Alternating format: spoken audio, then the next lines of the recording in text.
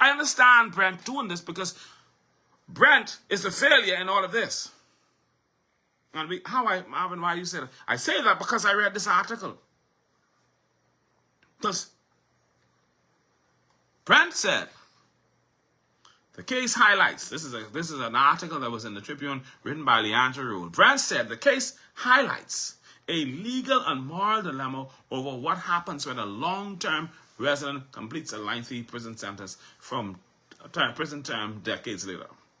That's the gray area immigration faces. Listen, he got a 40-year sentence. He's likely going nowhere. He'll do his 40 years. He'll be a 70-year-old. Let him stay the rest of his natural days if he survives jail for that long. Let him live in Brent house with Brent and Brent's daughter and his family then. Since you want him to stay here, fine.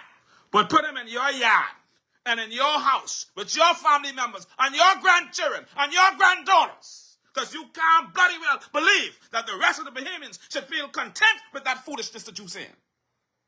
You got to be at your bloody well mind, Brent. And you know what annoys me with this?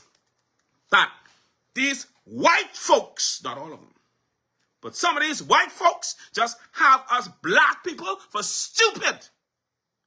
And so they can say any crap, and we must lay down and swallow it. Some of them wish we were still slaves so that they could do to us whatever they felt like doing to us. Because how in the hell you can tell me a senior man of the Free National Movement, a senior financier of the senior Free National Movement, who understands the dynamics of politics, who understands optics, who understands critical campaigning strategies and procedures, would say something so stupid to the media? You got to be at your bloody well mind. You obviously don't have Michael Pintar's best interest at heart. I don't care about him. Poor Mike. And that's why everybody breaking off running from this F&M sinking ship. At some point, you got to catch sense. At some point, somebody needed to beside Brent and Jess and say, fool, see sense here? Because what you saying, I don't care how good that sounds. When you talk about the murder of one of our daughters, that don't make no sense.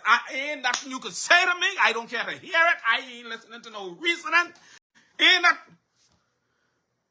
Yeah, when he come out, Brent, put him in your backyard. Let him live in your house. Put him in your bedroom. Let him live with your children and grandchildren. As a matter of fact, write the documents now so that whenever he gets out, they can deport him to your yard.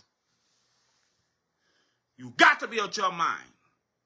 And Bahamians, we need to start standing up for ourselves.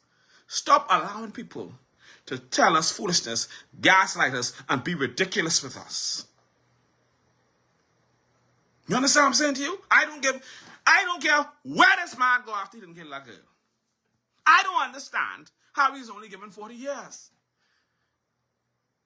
He should never be able to come out of prison. There should never be a number on the amount of years he serves. He should not even have been given years. He should have been given the death penalty that we need to return